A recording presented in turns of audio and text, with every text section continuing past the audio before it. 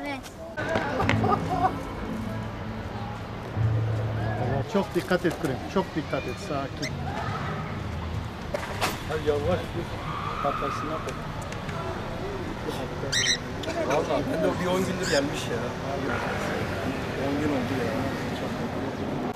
Hadi Krem. Ama kafesini kapat. Vallahi zar zor tuttum. Bizim de kafes vardı. Biz muhabbet ya oraya kadar geldik. Babacık falan diyor. Babacık. Evet. Kaç defa söylüyordu ama böyle konuşmaya çalıştık da Evet. bizi ısırmaya çalışıyordu valla çok şey yapmıyordu biz de valla. Eymen'in kankasıdır. Onunla ders çalışıyor. Belli zaten ısırmadı onu valla. Çok teşekkür ediyoruz. Çok iyi bakmışsınız. Amin, sağ olun. Teşekkür ederim tekrardan hediyeniz için. Sosyal medya üzerinde kuşların kaybolduğunu gördüm. Bundan bir 10 gün önce bizim balkona gelmiştik. Ondan sonra tuttum işte. Sonra bugün sosyal medyada paylaştıklarını gördüm. Paylaştıktan sonra ben de ulaşmalarını istedim. Ondan sonra ulaştım, üzüldüm hallerine. Ben de bir iyilik yapayım dedim, geri vermek istedim, getirdim onları işte. Sağ olsun bir hediye de hazırlamışlar bana. Yani ne olduğunu bilmiyorum, benim için pek bir önemi yok yani. Sadece hediye olması yeterli yani böyle herhangi büyük bir şey olmasına gerek yok. Teşekkür ederim onlara tekrardan.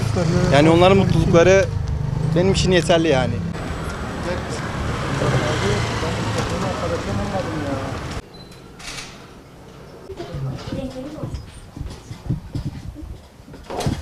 Kazasın anlatıcı. Dengesiz hareket ediyor.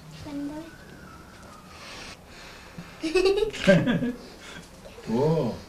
Gerçekten.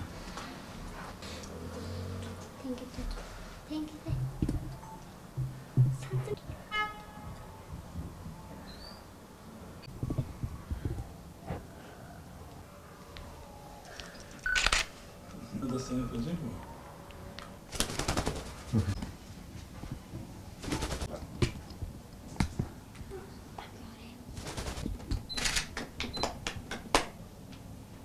Kuşum geldiği için çok mutluyum.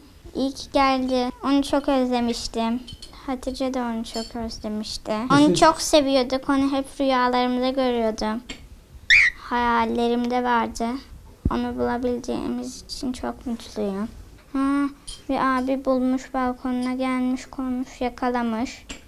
Evine getirmiş. Sonra haberimizi görünce de onu bize getirdi. Ona çok çok teşekkür ediyoruz. Kuşum geldiği için çok mutluyum. Normalde gündemimiz Gazze ve Filistin. Biz Gazze ve Filistin'i unutmadık. Boykota devam edeceğiz. Umudu destekliyoruz. Manevi olarak onlarla beraberiz. Gazze'deki ablukayı kıracaklarına inanıyoruz. Gazze'yi unutmadık, unutmayacağız, unutturmayacağız. Bu şekilde gündeme gelip sizi meşgul ettiğimiz için özür diliyoruz. Zalimler için yaşasın cehennem. Zalimler için yaşasın cehennem. Çok mutluyum kuşumuz geldiği için. Onu çok seviyoruz. Gözleri kapkara olduğu için onun adına Zeytin koymuştuk. O geldiği için hepimiz çok mutluyuz. Abim çok üzülüyordu ama şu an geldiği için çok mutluyum. Abim de çok mutlu. Ona bulan abiye teşekkür ediyorum. Ona çok iyi bakmış. Yemlerini hep veriyordu. Suyunu da vermiş ona. Dengesiz hareket ediyor.